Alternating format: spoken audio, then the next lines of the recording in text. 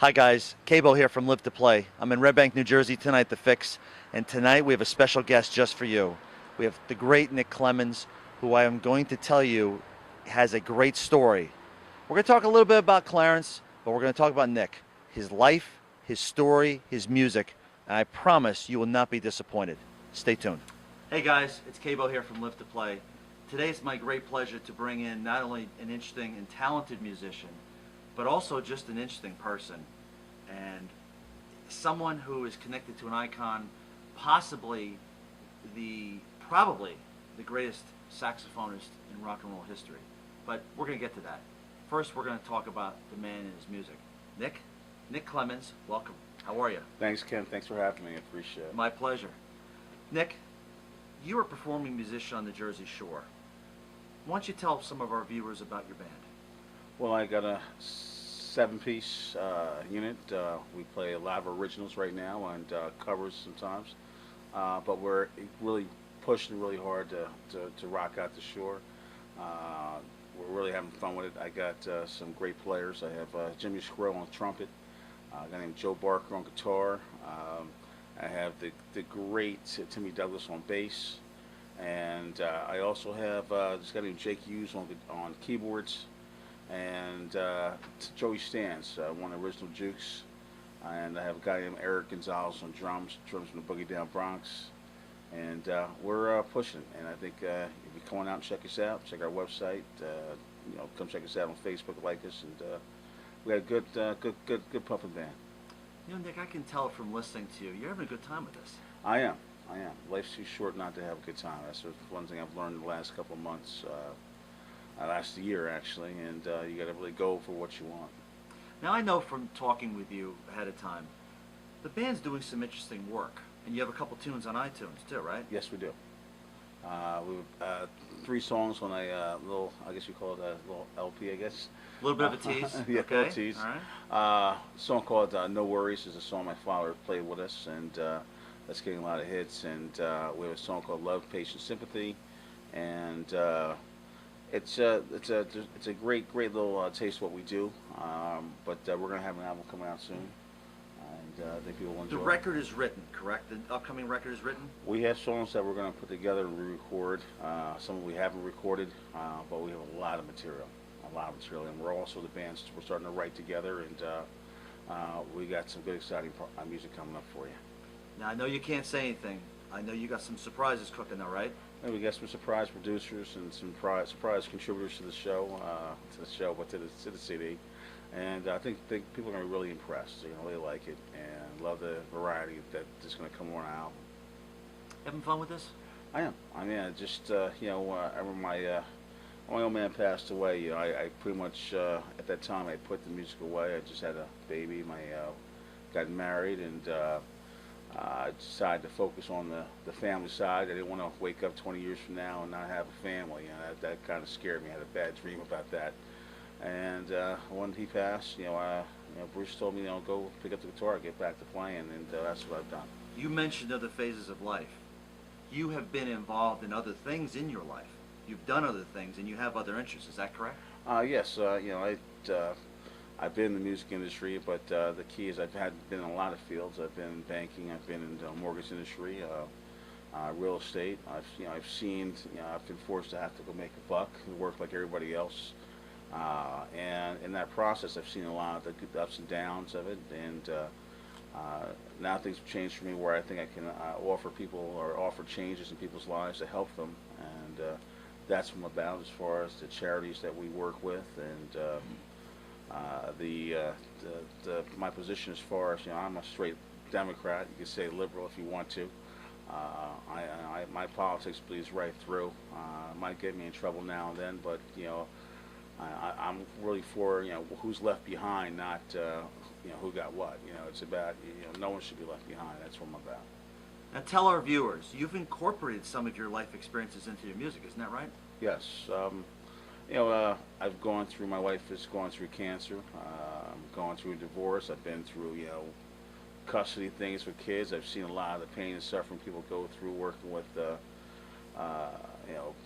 people that shouldn't be in your lives, but you gotta really be strong and know what you're going through, and recognize your faults, and try to improve yourself. That's the one thing my old man used to tell me. We could always change, but again, you have to also know who's best for you in your life, and if you recognize who's best for you, you recognize who to cherish, and who to take care of when things are going good for you. Now, I also know, folks, it's an interesting topic to talk about with Nick. There's some areas in your life, in your career, you want to get into, though, right? Well, yeah, I love. We're doing a lot of production work right now. We're trying to get into a lot of theatrical productions, book production. I got some projects that we're working on that tell a story of what's been happening to America in the last couple of years, especially about the mortgage industry, the collapse, the fraud, and you know the shady politics that goes on in America. And we got some projects we're going to shine some light on that. And I have some historical projects I've always envisioned about taking care of and shedding light on. One project we're working on is a story of John Armistead. He was a spy for the American Revolutionary War. It was the first spy ever commissioned and given commission by the Army, and he was a black man. And we want to show people that everyone makes some sacrifices. This guy gave up his freedom to go fight for the Revolutionary War and become a slave, and he was free, and was able to get information, remember battlefield positions, and was able to help. Lafayette became the hero he became. And Nick, June 18th, 2011, a day that a lot of music fans remember, that really impacted what happens in the music industry. And I know that day personally was felt by you. We're coming up on the 1-year anniversary of your father's death. What can you tell us has transpired in your life in this last year? Well, I think I've really taken life more seriously. I've reached out to a lot of people in my life that knew my father, that maybe were left behind or didn't get a chance to say those respects, and make sure they had a piece of him. I've made sure that I've reached out and fulfilled some of his wishes as far as my development, as far as my growth. It's definitely helped me get involved in a lot of charity work right now, and one of the charity events that we're doing, we're working with the Lenny Bruce Foundation. Is one event we're doing August 25th. We're going to have a variety of comedians come out. Paul Mooney, Margaret Cho, Mike Marino. We're going to come out and do a set at the Paramount in Asbury Park. And we're also going to have a music event at one of our next door. And it's going to be a great event for a great cause. They help women who are been abusing drugs and lost their way. Lenny's House is the facility that Kitty Bruce runs, and that's Lenny's daughter. And just hearing her story, and I kind of emphasize with a lot of things I've seen in my lifetime, and people need a second chance in life, and that's what this charity event's for. It's about raising money and helping women take care and give them that second chance. Growing up with an icon like your father is a event or a circumstance that very few people can relate to. What can you shed light on? What can you tell our viewers about growing up with an icon like your father? Well, I mean, you have to really find yourself. I mean, you can't get lost, because you can easily get lost. You can easily not develop your own ideas, not develop your own vision. And I think, with his passing, it's been a lot easier. I'm not going to lie to you, but it's also, I definitely miss him. I love him, and but many opportunities were given to me, and sometimes if you're not thinking, you take them for granted, and that's what I want to make sure my son doesn't take any opportunities he has for granted, and that he fulfills all his his opportunities, and make sure he fulfills his potential. And sometimes you don't get a chance to do it all at once. To hit the A to B to C to D in life, but sometimes you got to go to A to F, and it's a long process. And if you keep your head on your shoulders, you'll get there. Looking back, what do you think you learned the most from your father, from Clarence? I would say to be respectful, loyalty, and to be a gentleman. Those traits that they last forever, and if you can hold those, and you can, everything else comes in line with that. Honesty, And you see a lot of people fall down and you get emotional about things and lose their focus. And I try to keep a steady keel. I think that not be compassionate with people and not care about people is the wrong way to go about life. You lose your way. And you know, I do believe in God, but you know, I'm not a holy roly. You know, but I say, you know, one day you have to, you know, pay. You know, you have to. Everything's gonna have to add up for you later on, and I want to make sure I did my share, did my fair, you know, did my part, you know, and I don't want to say I didn't give a damn. Would it be fair to say that your father would be proud of his son for being his own man? Would that be a fair statement? I would think so. He always wanted me to be a lawyer. He always pushed me away from the music. We're glad that didn't happen there. Yeah. But you know, I've always was a schoolhouse lawyer when I was, you know, growing up. So Nick, we're producing movies, we're writing a book, and we got a band going on. Is there anything else you're going to tell us you're doing now? Right now, those are pretty much the top three priorities. Raising my son is going to be probably the number one. But you know, it's a process that, you know, I challenges that I want to make sure I fulfill and take them head on. You know, it's about life right now. It's about fulfilling everything you want to do.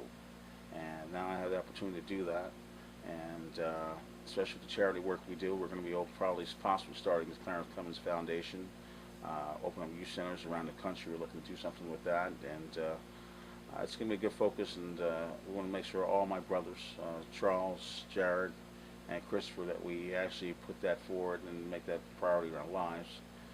We're actually also putting together a project where we're going to be playing some music together. We're going to call it C4, and I think it's going to be pretty interesting. People should like it. My brother Jared's a great drummer, excellent drummer. He's going to be huge. Christopher's a great guitar player. My brother Charles plays bass. And we're going to be working with some projects with our friend Dave, a guy from Romantics, a good friend of ours, and I think people will enjoy it. That's an L2P exclusive, folks. Wow, C4, that's a great name. Yeah.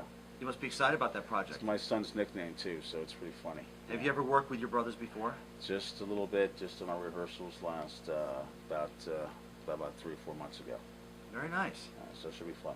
So Nick, for the fans, for your fans or people who want to hear more about you, and folks check them out, we got some songs on iTunes. Yes. We have a website. NickClemonsBand.com. Please see our website. You can also see us on Reverb Nation.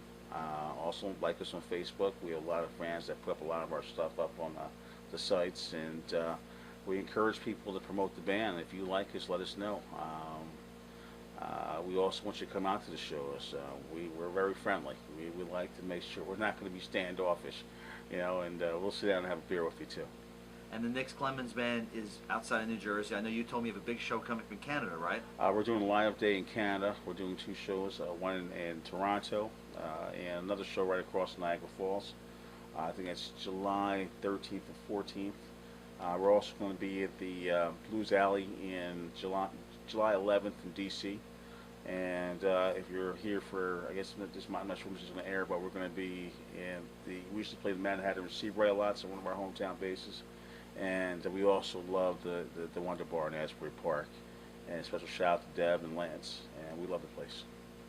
Nick, it's been really a pleasure meeting you, and I'll tell you what, there's really a lot to you. We could go on for hours, folks, believe me, but we're going to stop here. But we wish you the best. Ken, thank you. Folks, check out the Nick Clemons Band. You are not going to be disappointed whatsoever.